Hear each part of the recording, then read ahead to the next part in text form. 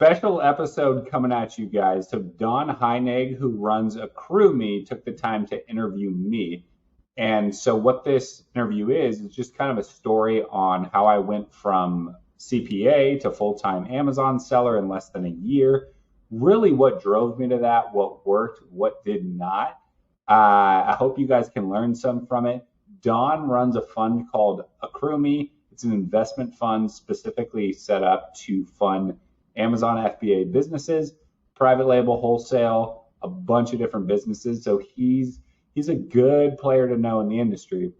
Before we go in, as always, if you are interested in building your own Amazon private label brand, we run an accelerator program. It's 12 months, coaches you step by step how to build a private label brand. Get in touch with us if you are interested. Usually we are taking students unless we hit the cap that month. So if now is the time for you, get in touch with us. Other than that, enjoy. Our roles today. Normally you see Mike interviewing people and asking the questions. Well, and I'm normally the one answering questions on various podcasts and things. Today we're going to flip the script. Today I'm the co-founder and one of the main founders of AccrueMe, and I'm going to be asking Mike some questions that I have about this successful entrepreneur, successful Amazon seller, successful Amazon trainer. And I have a lot of questions about his background and how he got here. So let's dig right in. Mike, you ready? Open book, brother. Yes, sir. I'm excited. All right, man. So let's start off where I want to know, where did you grow up? I know I saw that you went to the University of Washington. Did you grow up there? Tell me about where you grew up. Yeah. So went to UW, but grew up in the Seattle area. I grew up about 45 minutes north in a town called Mill Creek. And so, yeah, just very, very standard childhood in the U.S. Grew up 45 minutes north of Seattle, always was playing a ton of sports. Had, just a very active, a very high energy childhood, and then stayed in that area all the way through school and went to the University of Washington, cool. Known as UW up there. So just stayed up there for 25 years of my life before coming down to Texas. Wow, very cool. So, in the town that you grew up in, was it a big town, small town? Was it, did the houses have lots of property, or were they, postage stamps? Were they apartment buildings? Describe where you grew up and what it was like as a kid. Yeah, it was pretty suburban, to be honest. So it wasn't a big town. I think there is somewhere between 15 and 30,000 in the town of Mill Creek. That's a good size. A good size, and it wasn't like it was 15 to 30,000 isolated. It was like 15 to 30,000, and then neighboring town. So I was very much in an urban upbringing, and so I would say the town was most of the people in that entire area. Seattle is somewhat of a newer city, right? So yeah, before like the 1950s, there wasn't a lot there. And then what happened in the 80s, 90s is you had Microsoft, you had Boeing, you had Nordstrom, Starbucks, all took off. So there was this wealth explosion in that area. And what started out as just Seattle and maybe Bellingham up near the border had a decent amount of people. And then down Tacoma is where, kind of close to the airport, had some people. There wasn't many people at all. So this is just a suburb, about 45 minutes north of Seattle, that as these companies and more people migrated to this area, it just became something that was kind of a bustling town. So to me, it was very normal. A lot of the people who lived there worked for Microsoft. My parents didn't. My late father was a lawyer. My mom didn't work too much when I was growing up, but she worked for an insurance company. So I didn't have any entrepreneurial upbringing. It was just normal. My parents were there, but basically said, do it make this your own path, and did not necessarily push me anywhere other than just they are very, very adamant about traditional education, just because they met at the University of Michigan, kind of both went to grad school, and once you do that, you hold on tightly to the importance of going to years of school, whether or not the school is directly correlated. So they were really, really solid parents, I would say. That's great. So, you answered a bunch of questions that I have in my mind for further down. So I'm going to have to jump around, but I want to go back to something. You mentioned sports, and I was going to ask you about sports. What sports did you play? Did you play just like pickup games? Did you play for a town league? Did you play for a high school? Tell me about your sports. Yeah, from the day I could sign up for Little League and sports, I was basically playing sports my entire life. So as soon as I was 5, I was playing baseball, basketball, and then baseball and basketball when I was 5, and soccer up until the age where you could play tackle football. And then through ages, 9 through all the way through high school, I played baseball, basketball, football. So I was really attempting to live the American dream. But baseball, in terms of what was my favorite and what I was the best at, it was always baseball, because I kind of have, I'm the size of someone who could be a third baseman or a pitcher. I'm like 6'3", 190-ish. So I had a lot of talent for baseball, but just didn't have, I wasn't good enough to make a lot of money in it. I kind of knew that, even though I was playing for really good select teams. I was getting small college offers in my junior and senior year of high school. But at that point, I had to make a decision of really, do I want to go to these smaller schools, these junior colleges, a couple places in Oregon and Northern California, or do I want to go to a big state school? Do I want to go to a school where I can meet a lot of people, where I know, one, it's going to be a lot more fun, two, it just in terms of network and community, it's really going to vibe with kind of my personality of liking to be around a lot of people and be in the mix. And I chose the latter. And honestly, I think I got lucky there, because I was very close to going and playing baseball in college, going and pitching at, a small school in a small town, where a lot of my friends who did that, because a lot of the people I played with and were, especially on the summer team, were really good. Some of them had success, but some of them went to small schools in small towns and realized people cared less about their small college baseball than their high school baseball. And so it just, the energy wasn't exactly what they thought it would be. Yeah. And so I got lucky in that decision, I would say. Yeah, it's interesting. I've been all around the country, and I played sports as well, football, lacrosse, and baseball. And when I went to college, I played lacrosse in college. But then when I went to college and I saw on a Friday night, nobody was around, because everybody went to the local high school games, the high school football games. It was like, wow, I was blown away, because we didn't have that kind of football in New York. Our football, we thought was big time, but it was really, it was nothing compared to the Midwest or, the South and such. But let me go on to in college. Let me ask you about entrepreneurship. What got you into entrepreneurship? I know you're a CPA, right? And that's what you started your career doing.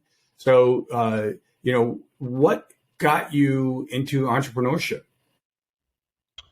Yeah, I didn't have, some people grow up selling shoes. I think pretty much like you have this, you have entrepreneurship in your DNA. And so I would say I have more of, I have a rebellious gene in my DNA that makes it hard to do anything that I'm not basically aligned with at a deeper level, or understand the why. And so I went to school, like you mentioned, got my accounting degree, got the master's, got my CPA, and then I started working at Deloitte, and started working after Deloitte at this venture capital consulting.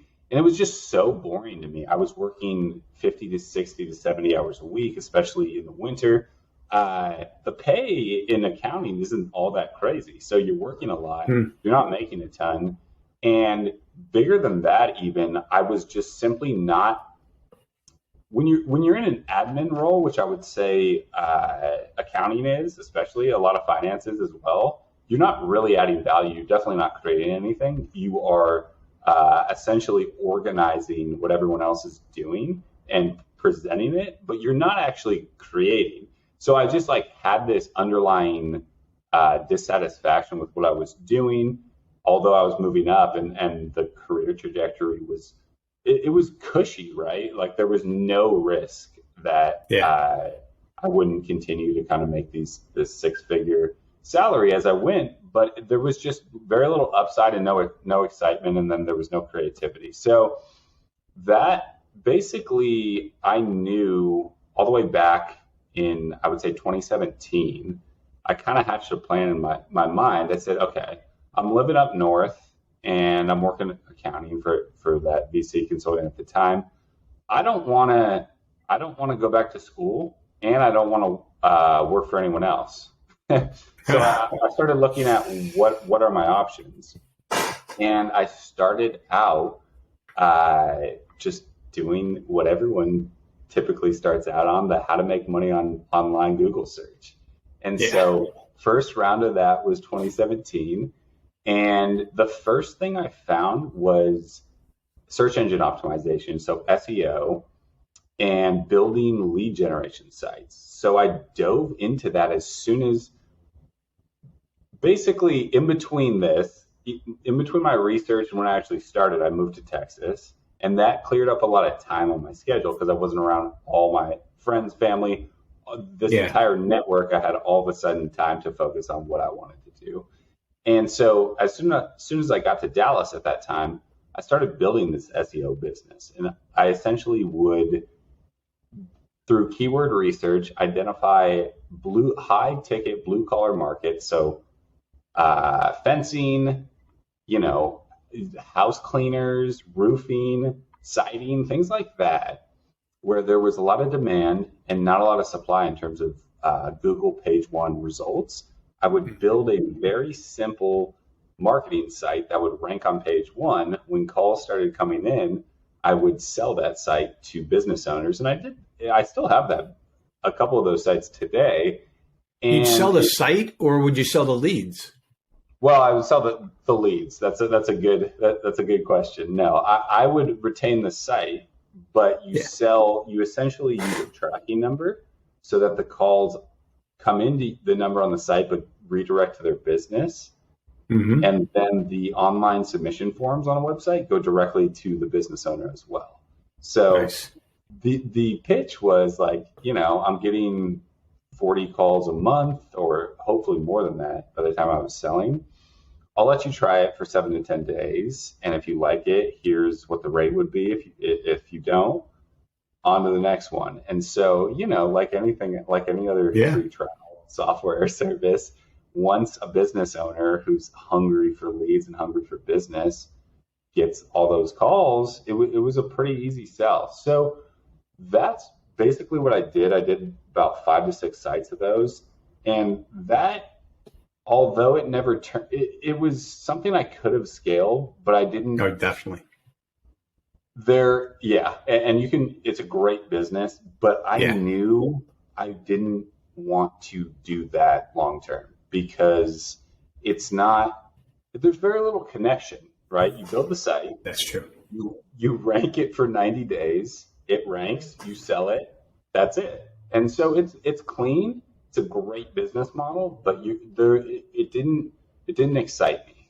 And so I kind of just had that moving until COVID hit and I started in Amazon. But more importantly, what that did is it gave me the validation that online income was real. Because until you make your first dollar, you're essentially, you see everything floating around you, but you've never done it. So you don't really feel, you don't really truly believe you can do it. And so it gave me that.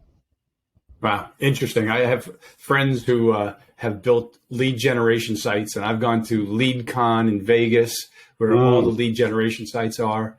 And man, the amount of money they make is unbelievable.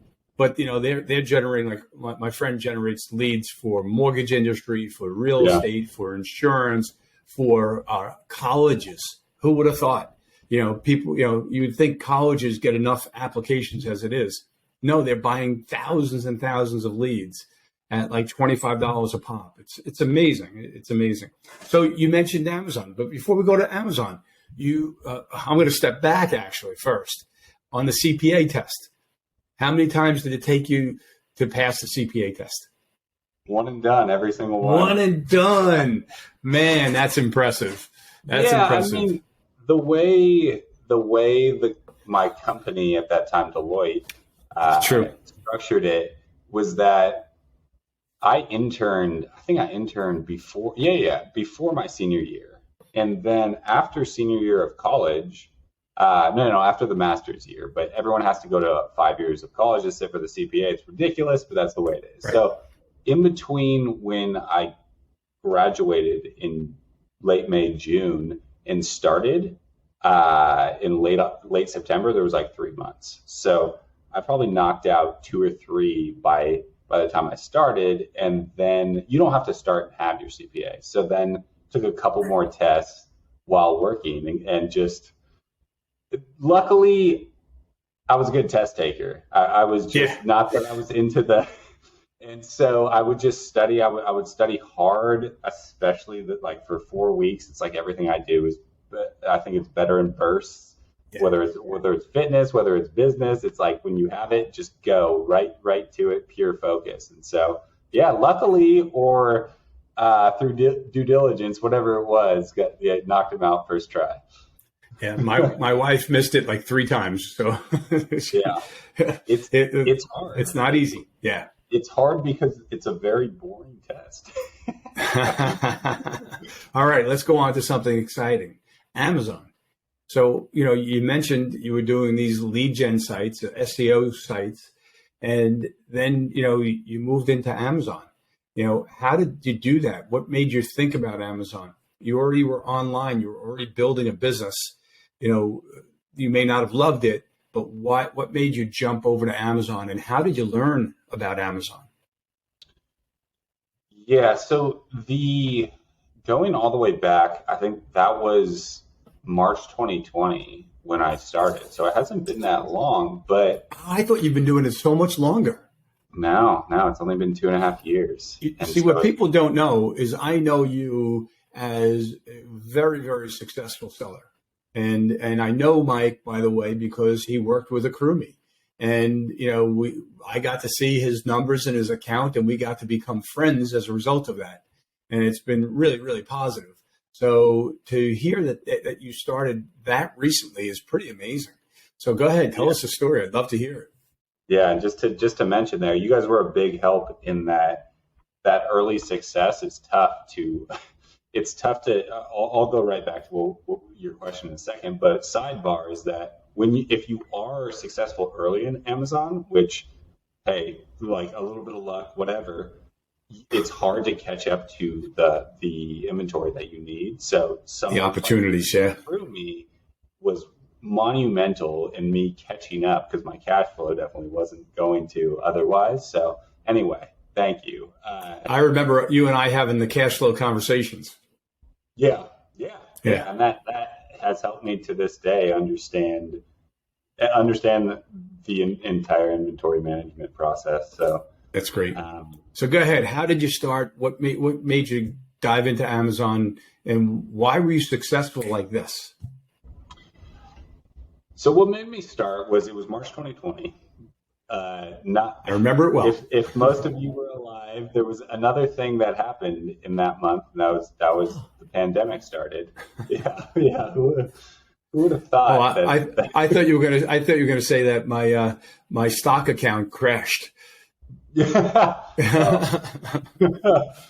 Stock in life, potentially, but no, it was. I'm a social person, so what drove my start at Amazon was that for the first time in my life, I had to work from home because nothing was open.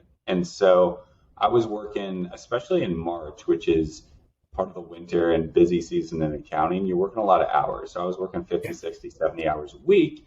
And why I didn't double down on online business before that, even though I had one for about 2 years at that point, was that, the social aspect of the business I was in and being able to travel and kind of the corporate perks, what keeps you in the game, was all there. And then as soon as I got that stripped out in March 2020, there was a lot of pain, I would say. It was just I could not avoid what I was doing every day. And then that feeling that was there, but I was, just able to kind of maneuver and get satisfaction in other ways through being in person and connecting with people was gone. And I had to realize, okay, I can't do this for 40, 50 years. And this is going to kill me one way or another. And so I think 10, 12 days into the pandemic, I dove into Amazon. And to answer your question about why, I did round 2 of how to make money online, searched into Google. And I had a friend from high school, from Mill Creek, where I grew up in, who had been doing Amazon FBA for, I think, 5 years at that point. He started in 2017 or 2018, and he was making really good money. And I had talked to him about it, and especially within those first few days of COVID, I was texting him and just asking, like, hey, this is what I think it is, right? And this is what you're kind of portraying it is. And said yes. And I knew Amazon just made sense to me. One, I knew, okay, it's just retail, but moved online.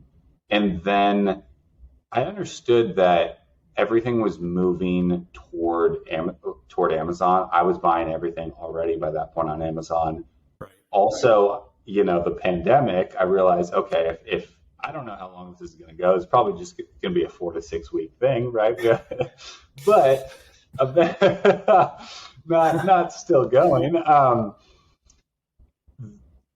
E-commerce was the way of the future, and I just understood that. I understood, okay, people are having to buy online right now, and people don't like to give up convenience. So I dove in and just started product research. Probably watched in the next 3 to 4 weeks, 40, 50, 60 hours of YouTube.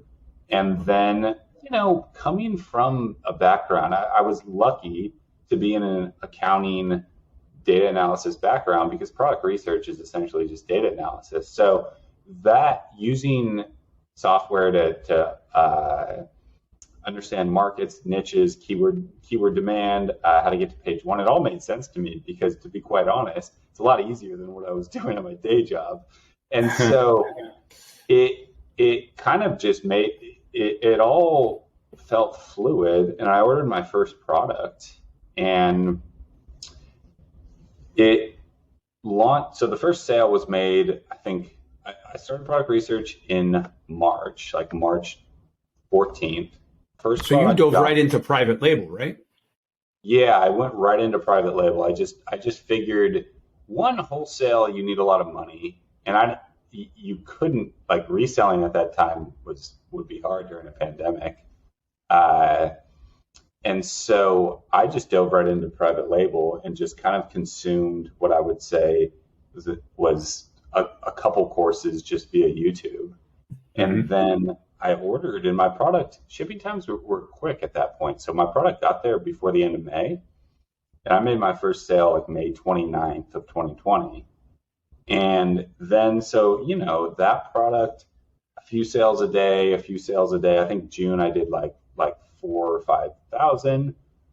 July probably did 8,000, and had inventory arrive at the end of July. And August, it just blew up. It did 40,000 a month, just that one product. Wow. And so, a little bit of, to be quite honest, a little bit of dumb luck, a little bit of really looking at the numbers harder than when you have that need. I need this to work. You scrutinize in a way that even now would be hard for me to apply the same pressure. But I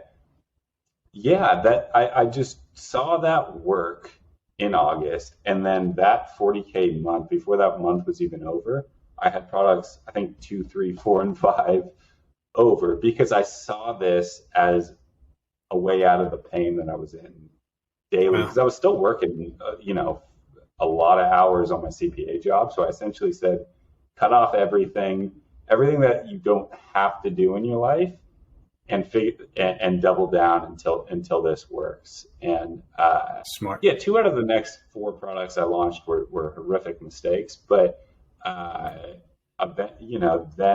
that made me learn. Okay, you did really well product 1.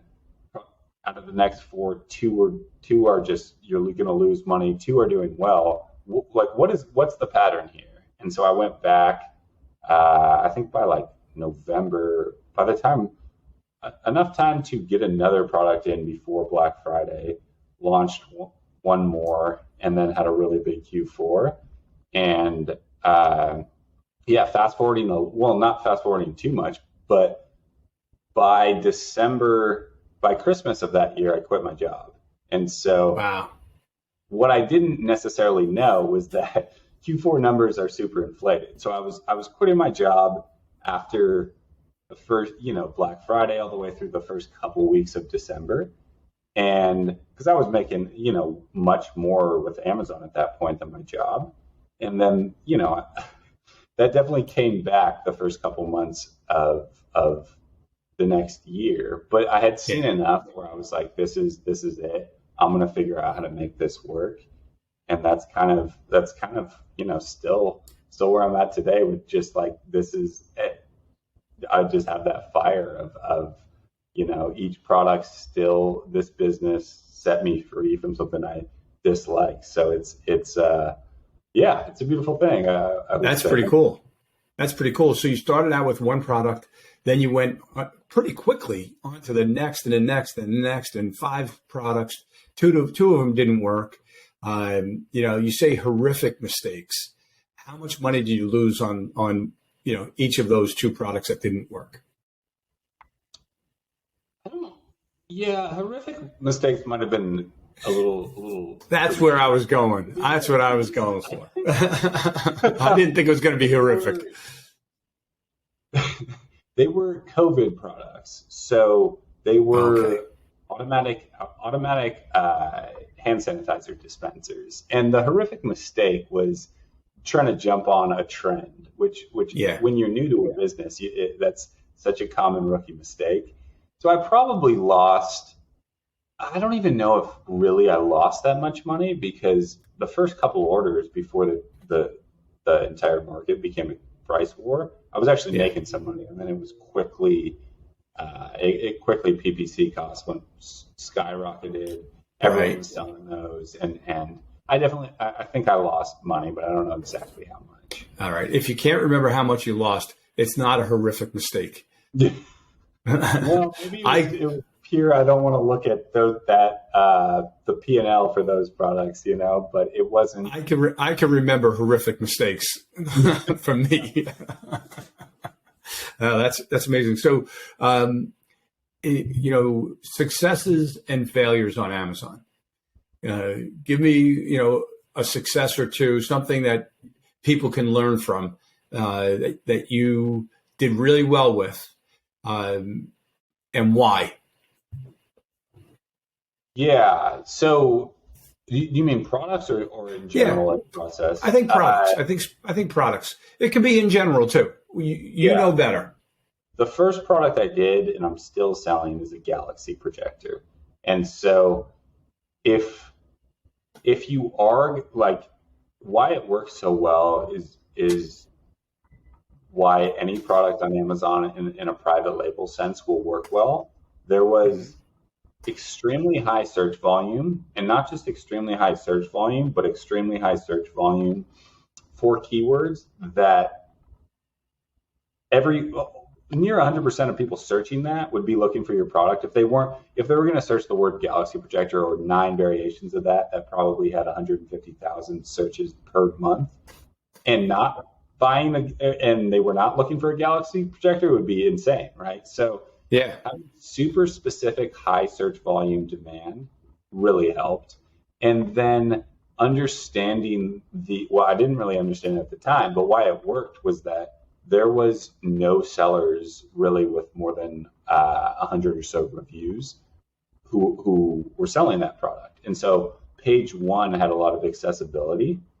And so I knew SEO from my SEO days and was very focused with SEO on the keywords that I was targeting. So it gets technical at that point, but you have to, it's much better to show up consistently for a couple high search volume keywords than try to go for 30, 50 an entire category. So just like getting to a place that you have consistent organic traffic within Amazon is much better than trying to immediately like scale and be the dominant player in the whatever niche you're in, because it just won't you just can't do it as a solopreneur.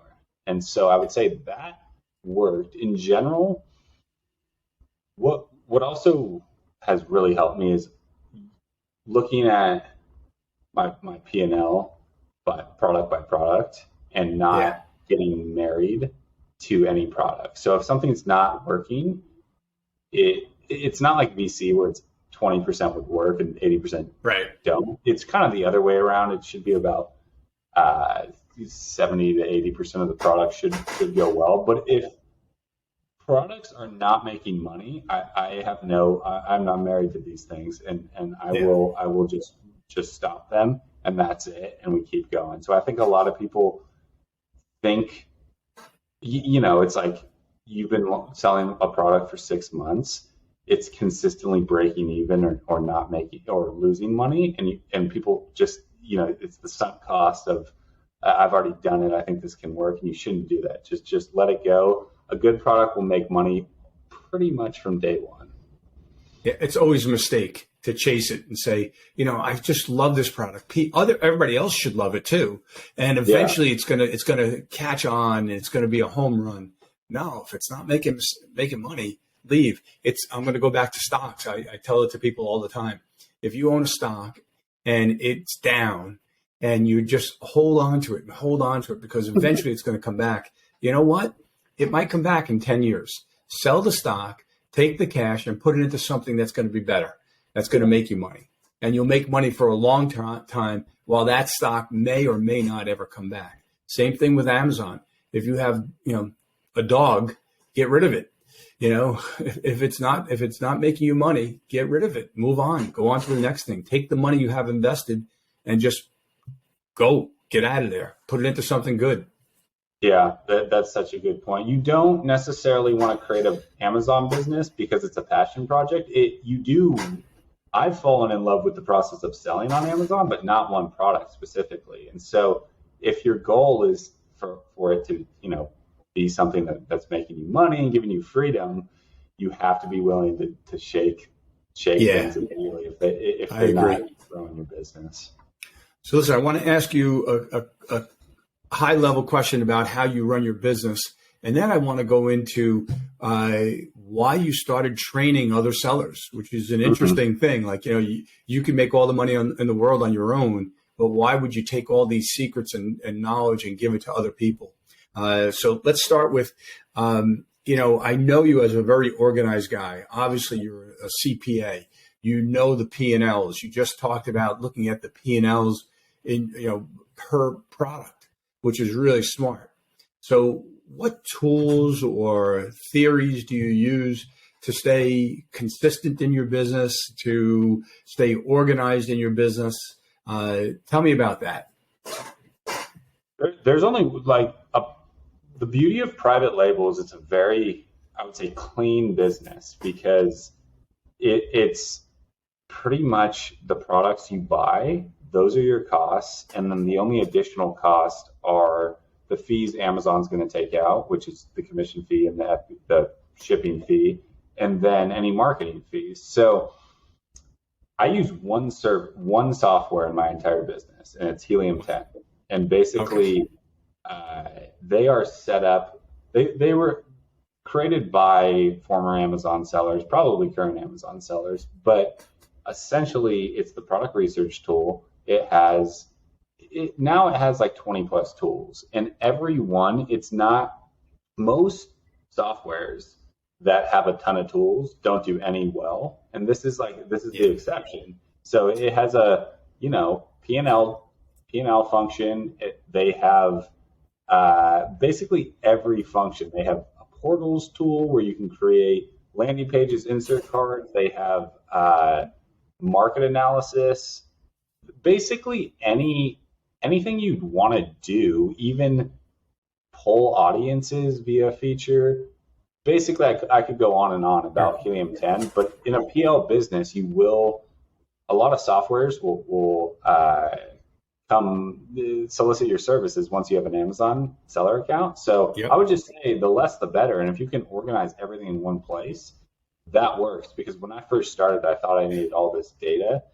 And you're not going to, the more data is not always the better. As long as you can track your rankings, you understand product research, you understand your accounting, you don't really need to be tracking every daily number, because you're not going to be able to react productively on that. So just Helium 10. Wow, that's interesting. I didn't expect that answer. That's great. Yeah. All right, I want to move on to FBA University. At some point you decided to start training other people and sharing your knowledge. Why? Is it rewarding? Is it fun? And give us a success story or two. Yeah, absolutely. So it started early in 2021, kind of after I quit my job. Going all the way back, it started because I started just publishing what I was doing with Amazon on Twitter, and started growing a following there and networking with other Amazon sellers. And it all goes back to the root of connection with people, because although Amazon is a great business, it's running an Amazon business. You don't necessarily have to talk to anyone. And so again, I was saying, okay, this is a great business. I actually love this business. You learn marketing, SEO, how to, supplier negotiation, all these things that are valuable in business.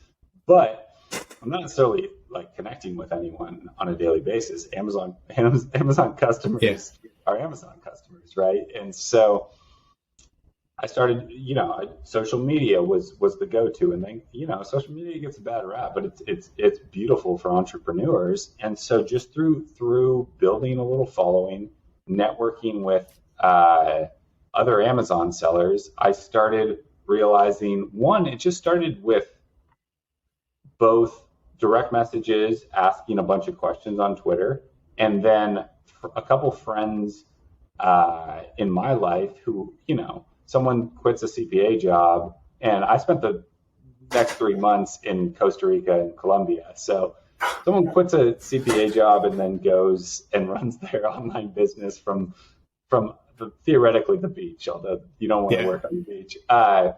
They start being like, show me how. And I was, of course. And then after that, I realized Amazon is not hard, but it is a lot of steps. So then I was like, okay, I need to organize this one for the people I'm giving to, because it's a lot it's a long path. It's not a hard path. It's just a long path. I want to detail this. So I did that. And then that started out as a free ebook. And then I was like, okay, well, there is a lot of demand. I'm an entrepreneur now. I'm going to create an online course. And so then that turned into an online course. And, over time, it was just going. A lot of people were buying the course. It was good. And then it actually started with people, just two different guys DMing me and saying, hey, I want to pay you to coach me. And I was like, I've never done anything like that, but yes, start of your entrepreneurial journey, you're kind of a yes man. And so I was like, okay, why not? This sounds awesome. So I did that. And then that was in mid 2021. So, not even a year and a half ago. And then I connected with Ryan, who's the FBA investor, and actually a third member at that time whose name is Joe. We all kind of decided, okay, we're all getting these mentoring requests. We all have a decent social media following. Amazon, like we all were in private label. We all essentially talked about like, what's your business like? It was all similar. And we realized, okay, we were all able to be successful because we understood the same principles in terms of most around product research, because it's the most important point. Most important point, you pick the wrong product, you're not going to fare well. But anyway, so we decided, okay, let's create a group coaching program where all three of us offer it together, and we take on a bunch of students. And so we did that. And the reason why is, one, we wanted to help others. Like when you're out, each dollar, becomes a little less important, although I'm hungry. I still always want more. Two, the connection of, okay, this is a way to actually connect and just be social and really make great friendships and business relationships with like-minded people. And then three, honestly, it's a great business too. So, it's something that fulfilled all these needs. And not only that, but it didn't detract from our bread and butter businesses. It actually made it way better, because it would be hard for me to refine and actually detail the process if I didn't have if I didn't know that someone else was going to look at it. And so that's kind of how it started. We started with Accelerator 3-month coaching. Then in December, we created an FBA University. That started out as a Discord. Then since then, it's just Ryan and I running FBA University. That's led to podcasts, a YouTube channel.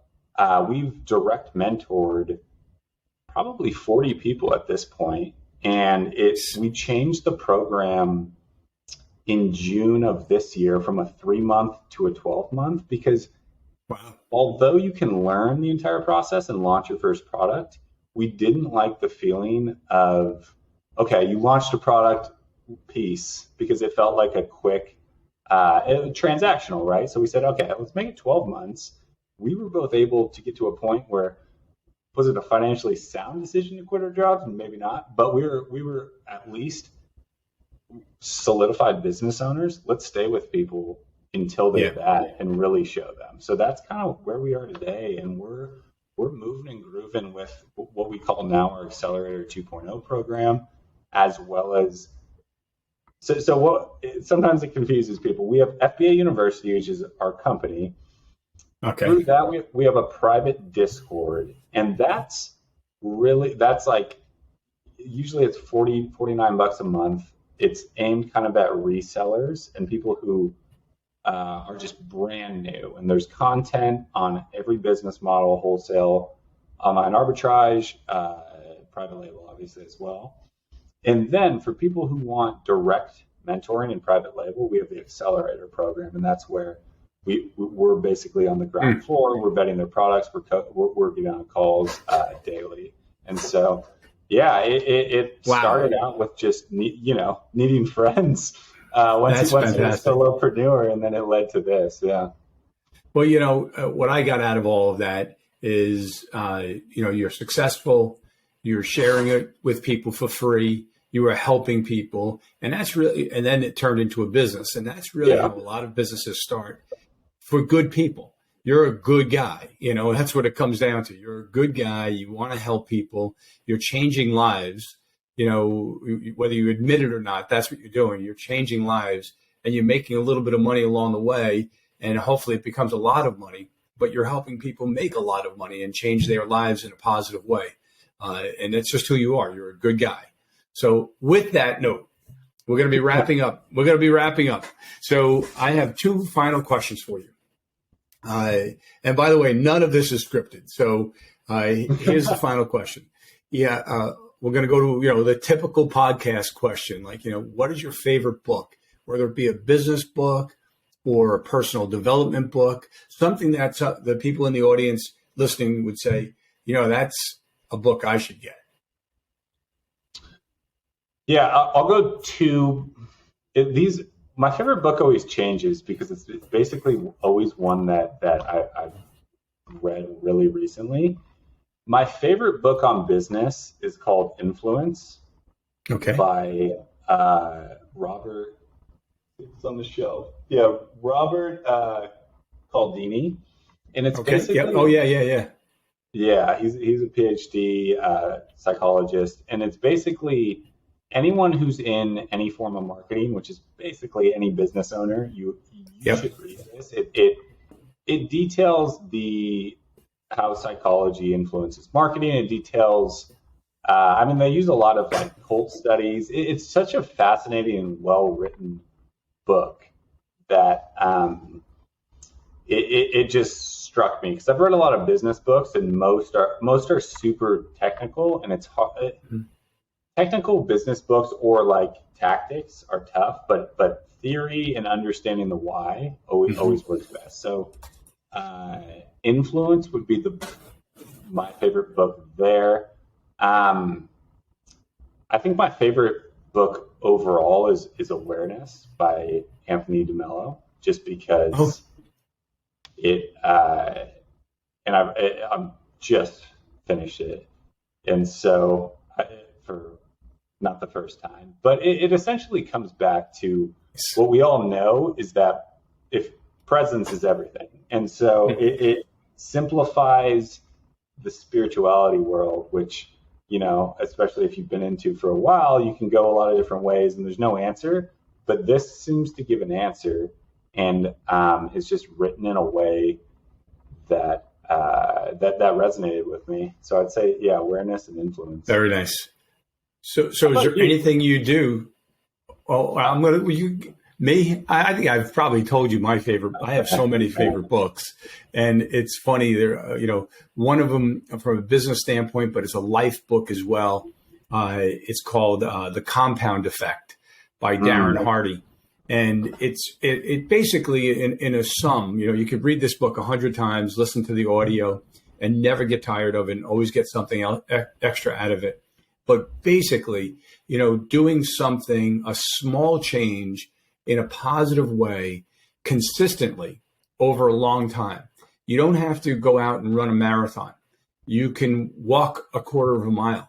And, if you did that quarter of a mile every day, assuming you weren't doing that beforehand, there will be so many positive changes in your life as a result of that before long, you won't be walking a quarter mile. You'll be walking a half a mile and 3/4 and 2 miles and 8 miles. And you'll stop smoking if you're smoked, and you'll eat better as a result. And all those little changes add up to dramatic long-term life changes. So the compound effect, each little change compounds on the other to make a tremendous positive or negative impact in your life. You can do it either way. But I'll give you one of the first books I ever read on personal development many years ago. I was just barely in college, called by Wayne Dyer, called Your Erroneous Zones, which was his most famous book, and sold in every language all over the world. I don't know, 100 million copies. And it was just fantastic. It changed my way of thinking about things, about how to handle fear and worry and regret and all those types of things. And they're useless emotions, although fear can be a very good emotion as well. And when you learn these things, you can use all of these things to grow. You can use all these things in everything to do with life, including business. So without me going on, since you're the one answering the questions today, my friend. Yeah. Thank you. All right. Last question for you. What about a final message to the audience? What message would you like to leave the audience with? For them to walk away saying, wow, I got this from Mike, whatever it is. Floor is yours. The message would be your belief has to be way ahead of your actions, and that can feel deceptive to you at the time. But that, for me, has been, especially starting a business, because this is still a business podcast. But no matter what you're doing, you have to believe and see yourself as a successful entrepreneur before it happens, or you're going to fold in the resistance points. And I've done that a lot of times in other earlier points in my life, just because I wasn't okay with living with a little bit of imposter syndrome. And I think if you're not able to proceed your actions with belief and confidence, your actions are never going to get there. So that is something, especially doing something like starting your own business or taking a big challenge on. You have to feel you have to feel a sense almost like you're arrogant or cocky, because you just know it's going to work. You know you're going to be the person who runs the marathon. You have to just be comfortable being a little ahead of yourself, because that's the only way to get there. And so that helped me in online business, because I just knew this would work, and I saw that I wasn't going to give up. And before the resistance points even came, I just saw that, okay, you're not going to give up until this works. And if you just have that perpetuity time frame, you can't lose, in my opinion. So just the power of your belief, and just staying confident when you're taking losses left and right. And so that would be that's what we try to instill in especially our direct mentoring students, is this will work because you've done the work. Just you have to believe. Yeah, I love that. I'm a firm believer in complete confidence. You can still go wrong, and then, as we said earlier, you could throw that product out. But having complete confidence in yourself that you can do this and you will be successful. Maybe it won't be the first product. Maybe it will. It doesn't matter. It's complete confidence that you will figure it out, will work harder, will go and find experts like yourself, and you're going to figure it out, and you're going to get there, and you're going to succeed. Complete confidence. Mike, I have to tell you, this has been great and very enlightening. I always really, really enjoyed talking to you. I always really have been impressed by you. And again, I've said it a few times here. You're just a good guy, and you've constantly in your career tried to help other people just naturally, and those things have turned into businesses for you. And I'm really excited for you. I really am. You're just a wonderful guy. Congratulations on all your successes, and thanks for sharing so many with everybody. This has been great. Thank you, Don. Don has been a mentor to me, and just speaking of someone who gives without needing anything, he's done that time and time again for even some of our students.